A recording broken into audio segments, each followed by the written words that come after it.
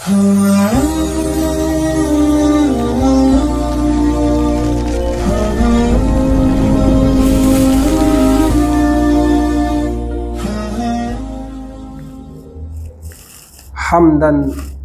كثيرا طيبا مباركا فيه، ثم والصلاة والسلام على نبينا محمد ابن عبد الله صلى الله عليه وسلم. Baada ya kumshukuru Mwenyezi Mungu, sala na salam zimwendewa mwisho wa mitume ambaye ni bwana mtume Muhammadin sallallahu alayhi wasallam. Hutuba yetu ya leo tutazungumzia mada ambayo ni nzito kidogo, ambayo inatugusa wengi sana, inatugusa wengi. Na tukianza moja kwa moja kuingia katika hutuba yetu, maelezo ambayo yamekuja hapa, kwanza katika kichwa cha habari yasema kwamba maana al-ghibati wa khuturatuha ala dhai al-kitabi wa sunnati. Maana al-ghibati na maana kwamba maana ya kusengenya au ya kuteta, wa khuturatuha ala dhai al-kitabi, na uhatari wake juu ya mwangaza wa kitabu na sunna. Naposema kitabu na sunna ni kwamba Qur'ani inazungumziaje pamoja na sunna za bwana mtume Muhammad sallallahu alaihi wasallam.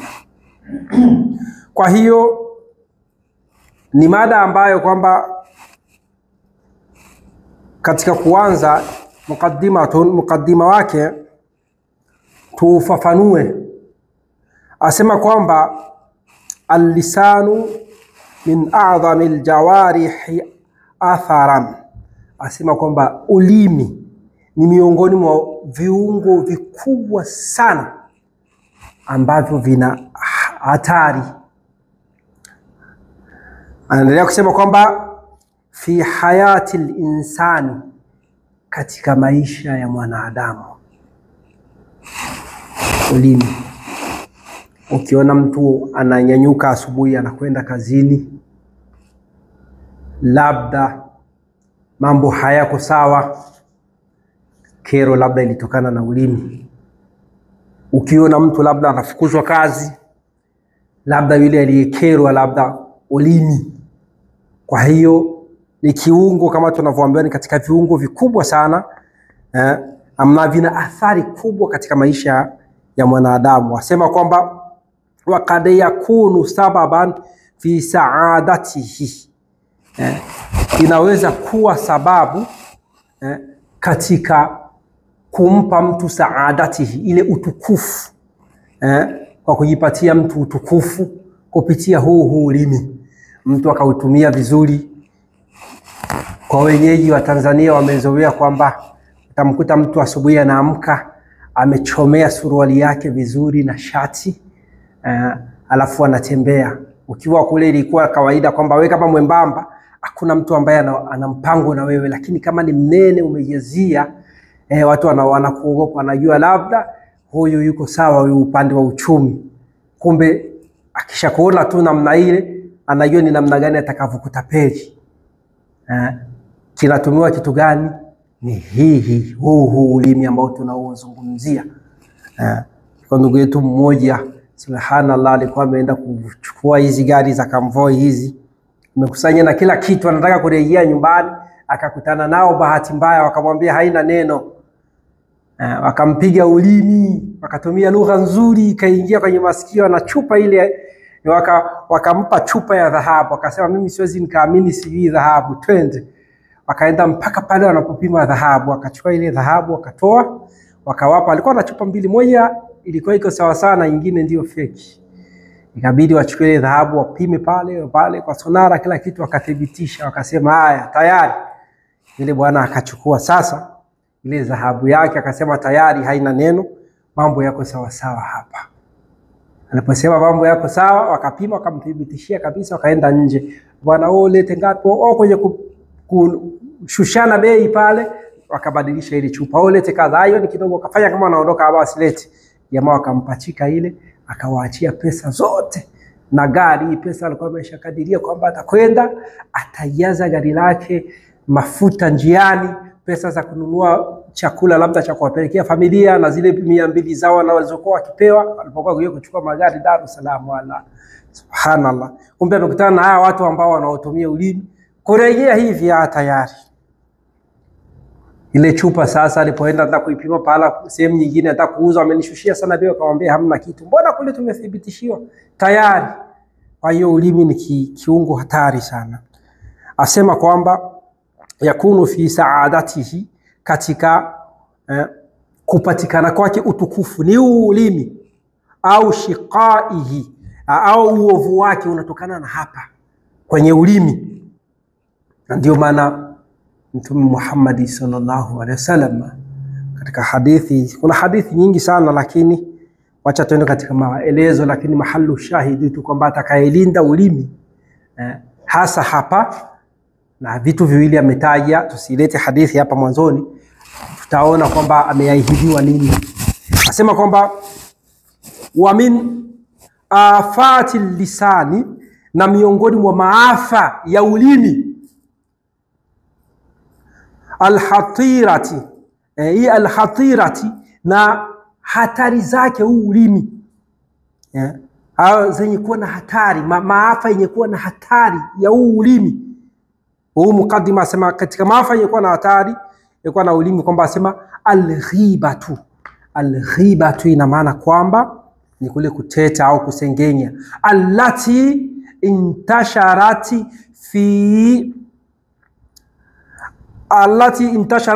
fi majalis, ambayo kwamba intasharati fil majalis, imeenea sana katika majalis. Mfano labda sehemu ambazo watu wamekaa tu hawana shughuli za kufanya, pia wanatumia hali hii.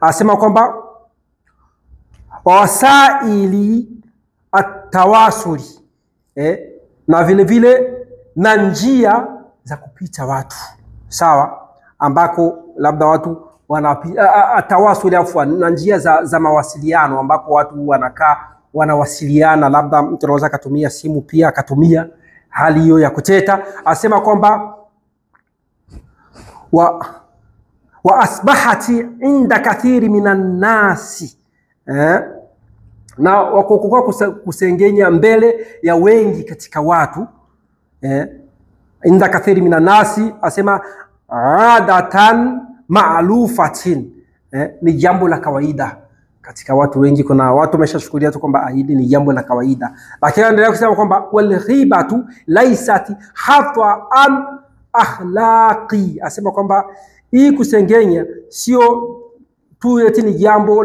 la kitabia, bal hiya kathiratu, asema bal ni wingi, minal kabairi, katika yale madhambi makubwa. Kabairi, kuna kabairi dhunubi, kabairi ndio kwa katika madhambi makubwa, lakini minal kabairi, katika yale mambo makubwa ambayo kwamba asema kwamba wal kabairu turidu sahibaha, ambayo turidu sahibaha almahalik. Asema kwamba ni yale madhambi ambayo yanaweza kumwangamiza kabisa mtu, kumwangamiza kupitia ulimi. Asema waqad hadhara minha alquran alkarim, kwamba waqad hadhara minha, imetahadharisha Qur'ani Karim, wa sunnatu, na sunna. Asema kwamba wa sunnatu nabawiyatu, wa aqwalu salafi salih, na sunna za mitume, na vile vile na kauli za wema waliopita. Ukisikia salafi salih ni kujua kwamba ni wema waliopita. Watu kuna sasa hivi wameshakuwa wakisikia salaf anaogopa, anajua labda ni katika hali nyingine, ni wema waliopita ndio maana yake. Wala salafi salih, salafu salih ina maana kuwafuata wale watu wema ambao waliopita. Ina maana katika kauli za wale wema waliopita tena wametanabaisha sana juu ya hii maana ya au juu ya ili tatizo la kusengenya. Asema awalan, mwanzo sasa, maana al-ghibati, nini maana ya ili neno ghiba? Al-ghibatu lughati min ghaba. Asema lugha sasa katika sheria, neno ghaba ay dhikru shay'i fi ghiyabi sahibihi, yani ni kumtaja mtu ambaye yupo mbali. Katika lugha ya Kiarabu ili neno ghiba ni kumtaja mtu ambaye yuko mbali. Wa fil istilahi shari'i, sasa katika istilah ya kisheria namna walifokubaliana ulama wasema kwamba arafaha an-nabii sallallahu alayhi wasallam, au kukubalia katika ulama katika kisheria ni kumtaja vile vile mtu ambaye hayupo mbali, hasa limekusudiwa tu ni jambo ambalo akilisikia litamuudhi, ndo mahalu shahidi, labda mtaji kwa uzuri, lakini jambo ambalo akisikia litamuudhi, hapo ndo nakuwa ameingia huko. Asema kwamba arafa an-nabii sallallahu alaihi wasallam, kwamba alilitolea maelezo yenye kujitosheleza bwana mtume Muhammad sallallahu alaihi wasallam. Katika hadithi anasema kwamba an Abi Hurairah radhiyallahu anhu anna an-nabiy sallallahu alaihi wasallam qala, kutoka kwa Abi Hurairah amesema mtume wa Mwenyezi Mungu sala na salamu ziwe juu yake, qala, amesema ya kwamba atadruna mal ghibatu, anawauliza maswahaba, je, mnajua nini maana ya ghiba? Maswahaba wanamwangalia mtume sallallahu alaihi wasallam, wanamwambia kwamba Allahu wa rasuluhu a'lam, Mwenyezi Mungu na mtume wake ndio wanaojua. Qala, akasema kwamba dhikruka ahaka bima yakrahu, yani ni kumtaja ndugu yako katika yale ambayo yatakayomuudhi, katika labda mtu anaibu au mtu ana hivi, kule kumtaja katika yale mambo ambayo yatakayomuudhi, ndio alifafanua mtume sallallahu alaihi wasallam. Qila, na inasemekana, araaita in kana fi akhi ma aqulu, akasema sasa endapo nitasema kitu ambacho sasa ndugu yangu anacho, vipi? Nadhani wiki iliyopita nilizungumzia ile hadithi ya Aisha radhiallahu anha, alipomwona mtu mfupi akapita akasema ya Rasulullah. Sasa huyu mtu alimwambia mtu wa Mwenyezi Mungu kwamba mfupi sana, alisema tu sauti ikasikika pale, wakamtuma Mwenyezi Mungu akamwambia, kwa nini unasema huyu mfupi? Ni makosa, ina maana kwamba alimsema yule mtu. Kwa hiyo ndio maana nasema kwamba hata kama ni kitu ambacho mtu anacho, lakini tutaendelea kuona mbele maelezo yanatueleza kwamba qila araaita in kana fi akhi ma aqulu, labda ni kitu ambacho alichosema ndugu yako, unasema kitu ambacho anacho ndugu yako. Qala in kana fihi ma taqulu faqad, asema faqad ikhtabatahu, kwamba ndo basi utakuwa umemteta. Ikhtabatahu ni katika kumteta yule mtu, kile kitu ambacho labda anacho kweli, lakini labda akisikia kitamuuzi, wasema faqad ikhtabatahu. Ikhtabatahu ni katika kule kumteta. Sasa wasema wa illa yakun fihi faqad bahatahu, asema kwamba ikiwa hana au umemzungumzia jambo la ambalo hana, hapo unakuwa umemzushia. Hii hadithi rawahu Muslim, ndivyo alivyofafanua mtume Muhammad sallallahu alaihi wasallam. Kwa hiyo tumuombe Mwenyezi Mungu Subhanahu wa Ta'ala msamaha kutokana na yale ambayo kwamba tunayoyatenda usiku na mchana kwa kujua na kwa kutokujua. Aqulu qawli hadha astaghfirullah li wa lakum.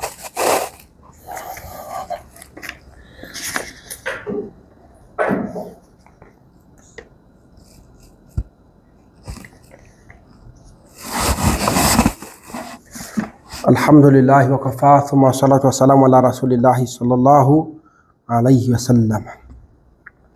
Na baada ya kumshukuru Mwenyezi Mungu, sallallahu alayhi wasallam, simuende bwana mtume Muhammad sallallahu alayhi wasallam, katika kumalizia hii hutuba yetu ya pili asema kwamba fal ghibatu hiya dhikrul muslimi, asema kwamba hii ghiba hiya nayo ni katika kumtaja labda Muislamu li akhihi almuslimi, kumtaja ndugu yake Muislamu bima yakrahuhu, katika jambo ambalo litamuudhi. Ndio maelezo yalivyokuja ya hii hadithi hapa juu, kwamba kumtaja Muislamu katika jambo ambalo litamuudhi, sawaan fi khalqihi, labda iwe katika maumbile yake, au dinihi, au katika dini yake, au duniyahu, au katika dunia yake, fi ghibatihi, yote yanaingia katika kuteta.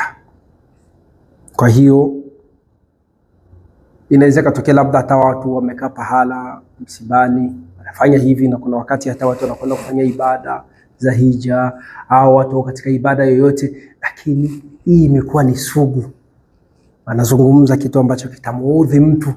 Na ndio maana kama tutakavyoona Qur'ani na Sunna ilivyotahadharisha, asema kwamba thaniyan, asema kwamba thania, hii hotuba ya pili, sema al-ghibatu fil Qur'an al-Karim. Asema sasa ndani ya Qur'an Karimu jinsi ilivyozungumziwa kwamba, asema warada tahrimul ghibati fil Qur'an al-Karim, umetajwa uharamu wake wa kusengenywa ndani ya Qur'ani Karim au Qur'ani tukufu. Asema kwamba bilafdhin shadidin, katika maneno makali, yubayyin, ambayo kwamba yamebaini, kubaini nini? Bashaataha, ubaya wake. Asema kwamba haithu qal, pale ambapo amesema qala Allahu Ta'ala, amesema Mwenyezi Mungu mtukufu ya kwamba ndani ya Qur'ani, ukiangalia ni suratul Hujurat, anasema kwamba ya ayyuhalladhina amanu, enyi mliomuamini Mwenyezi Mungu Subhanahu wa Ta'ala, ya ayyuhalladhina amanu jitanibu kathira minadh-dhanni, enyi mliomuamini Mwenyezi Mungu au mlioamini, jitanibu kathira minadh-dhanni, jiwekeni mbali sana, jikingeni na dhana. Inna ba'dha dhanni ithmun, inna ba'dha dhanni ithmun, asema baadhi ya dhana, ithmun ni madhambi. Kuna kisa ambacho niliwahi kukizungumzia cha Khalid ibn al-Walid. Alikuwa Mtume Muhammad sallallahu alaihi wasallam amemtuma sahaba, miongoni mwa masahaba wakubwa sana, nimemsahau jina lake, akaenda katika kijiji cha pili kwenda kukusanya zaka. Alipofika kule, yuko katika kukusanya zaka na kila kitu, akaleta dhana. Alipoleta dhana, kwa sababu kabla hawajasilimu kile kijiji kilikuwa kinawasumbua sana. Kila wakipita kwenda Madina, maswahaba wanazuiliwa pale, wananyang'anywa vitu. Watu wakitoka kwenye biashara zao, misafara ile, wanazuiliwa pale, wananyang'anywa vitu, inakuwa ni shida sana. Kile kijiji kilisumbua. Mtume sallallahu alaihi wasallam akamtuma sahaba, wakawatuma jeshi la Kiislamu likaenda likawapiga vita, likawaondosha pale. Waislamu ndio wakawa wanapamiliki pale mahala. Walipokuwa Waislamu pale mahala wanapamiliki vizuri kabisa, ikabidi wa Mtume sahaba mmoja anaitwa Malik, sikumbuki ni Malik ibn nani, aende akakusanya zaka. Alipofika pale, lakini mwanzoni alikuwa haelewani na wale watu wa wakati wa jahiliya, akaona wamekani wengi sana barabarani, wanamsubiri afike kwa shangwe na vingwe. Mtu ambaye ametumwa na Mtume sallallahu alaihi wasallam, Khalid ile nani, Malik alipofika pale, akasema watu mbona ni wengi hivi, mbona wanatisha? Dhana ikamuingia, shaitani akamchezea, akamwambia rejea, labda unaweza kashuka hapa, wakakumbusha ule wakati wa ujahiliya wakakumaliza. Akarudi yule, akamwambia Mtume sallallahu alaihi wasallam, akaenda akamwambia wale watu wamekataa kutoa zaka. Mtume sallallahu alaihi wasallam akaamini, akaandaa jeshi, anataka kuwatuma kule. Akasema hapana, ngoja. Akamtuma Khalid ibn Walid, akaenda akafanya upelelezi na baadhi ya jeshi, akaona wale watu wanasali, wanatoa zaka na kila kitu, yani wanasali, wana mambo ya Kiislamu na kila kitu kiko sawa sawa. Akamwambia Rasulullah, naona kila kijiji wako salama kabisa, kila kitu kiko sawa sawa, hakuna shida yoyote. Mimi sijui kwa nini bwana alisema kwamba eti wamekataa kutoa zaka. Sielewi. Basi Mtume sallallahu alaihi wasallam, Allah ndo akashusha ile aya katika sura Al-Hujurat, ya ayyuhalladhina amanu in ja'akum fasiqun binaba'in fatabayyanu, enyi mliomuamini Mwenyezi Mungu alipokujeni mtu kukuletea habari zake, kabla hamja zikubali, zifanyeni kazi, kwa sababu maumbile ya mwanadamu na kawaida kukubali. Zifanyeni kwanza kazi. Khalid bin Walid akawa ameleta ubainifu. Mtume sallallahu alaihi wasallam, sahaba mwingine akaenda akakusanya zile zaka, kumuuliza yule mtu, akasema ni dhana tu, ili ingia kwa kweli taniwea radhi, na ameteleza kama mwanadamu.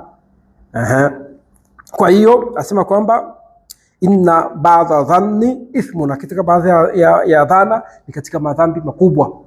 Wala tajassasu, wala msichunguzane, wala tajassasu, wala msichunguzane, wala yaghtab ba'dhukum ba'dha, wala msitetani baadhi yenu kwa baadhi yenu.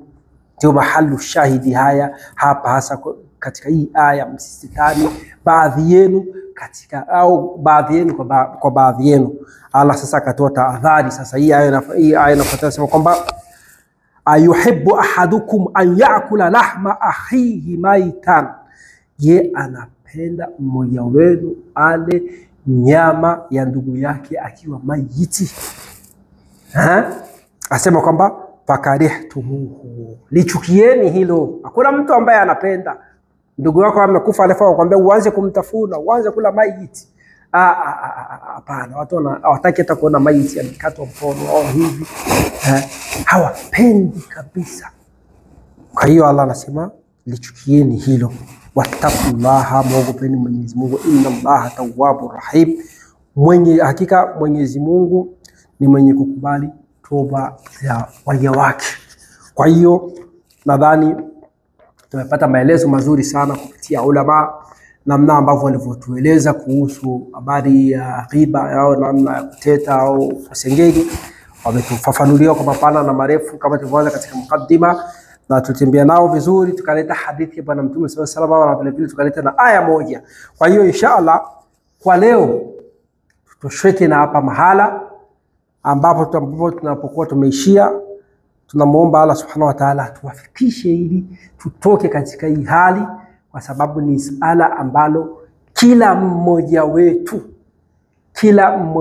limemvaa.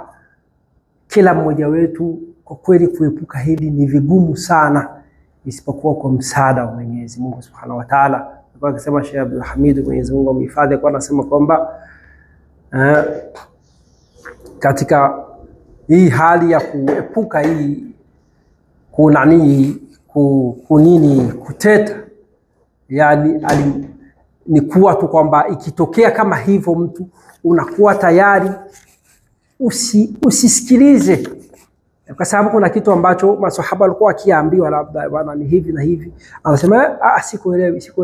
Yani anafanya kama tu kwamba hamuelewi, mtu anaondoka. Kwa hiyo tutakuwa na kuishia hapa. Tumuombe Mwenyezi Mungu ajalie kwa kweli tuweze kufanyia kazi. Tutayaleta sasa maelezo mengi na baadhi ya hadithi na aqwalu za ulama na aqwalu za wema waliopita ambao ni salafi salih, katika kuendeleza mwendelezo wa hutuba yetu hii ya leo.